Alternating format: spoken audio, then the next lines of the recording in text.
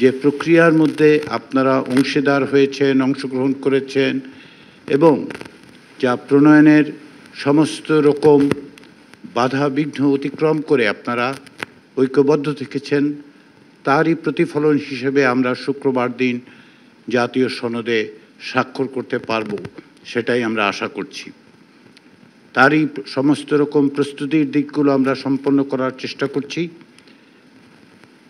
এই সনদ স্বাক্ষরের ক্ষেত্রে অনুষ্ঠানের জন্য আরও একটু বেশি সময় নেওয়ার বদলে আমরা দ্রুততার সঙ্গে অগ্রসর হওয়ার চেষ্টা করেছি এবং সেদিক থেকে পূর্ব প্রস্তুতি হিসেবে আপনাদের প্রত্যেককে অনুরোধ জানানো হয়েছিল এবং প্রত্যেকটি দলের পক্ষ থেকে জাতীয় সনদে স্বাক্ষরকারীদের নাম বেশ কিছুদিন আগেই আপনারা দিয়েছেন, সেজন্য আন্তরিক ধন্যবাদ।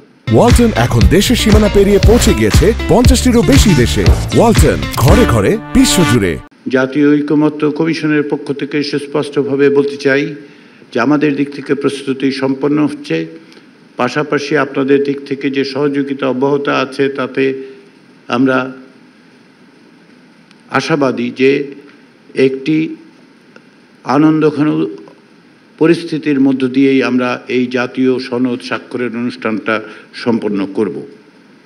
যে সমস্ত সংস্কার কমিশন তৈরি হয়েছিল তার প্রতিবেদনের ভিত্তিতেই জাতীয় ঐকমত্য কমিশন তার সুপারিশনামাগুলো দিয়েছিল এবং আপনাদের পক্ষ থেকে মতামতের ভিত্তিতে আমরা 84টি বিষয়ে সিদ্ধান্ত এবং ঐকমত্য তৈরি করতে পেরেছি।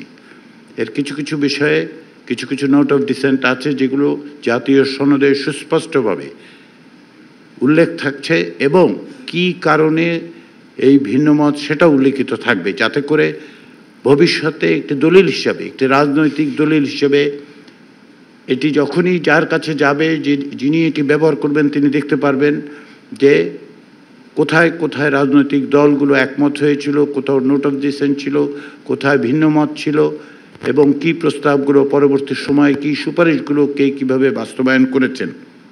আমাদের মধ্যে ভিন্ন মত থাকবে, রাজনৈতিক দলের মধ্যে ভিন্ন মত থাকবে, জাতীয় সনদেও অনেকের ক্ষেত্রে ভিন্ন মত আছে। তার সত্ত্বেও রাষ্ট্র সংস্কারের ক্ষেত্রে যে জাতীয় ঐক্য প্রয়োজন, যে জাতীয় ঐক্যের মধ্য দিয়ে ফ্যাসিবাদের যে শক্তি, সেই শক্তিকে পরাস্ত করা সম্ভব, সেটা আমরা সকলে মিলে নাগরিকরা অব্যাহত রাখবেন, সেটাই শুধু জরুরি নয়, অবশ্য করণীয় কর্তব্যে দাঁড়িয়েছে। কারণ হচ্ছে আমরা এমন একটা সময় দাঁড়িয়ে আছি যখন আমরা ভবিষ্যতের পথরেখা নির্মাণ করতে গিয়ে আমাদের বিভিন্ন রকম চ্যালেঞ্জের মোকাবেলা করতে হবে। সেই চ্যালেঞ্জ মোকাবেলা কেবলমাত্র একটি দল, একটি ব্যক্তি বা একটি প্রতিষ্ঠান, একটি সংগঠন, একটি সংস্থা বা একটি সরকারের পক্ষে সম্ভব হবে না। আমরা মনে করি জাতীয় সনদ সেই কাজে একটা দিক দিশা হিসেবে, দিগদর্শন হিসেবে কাজ করবে।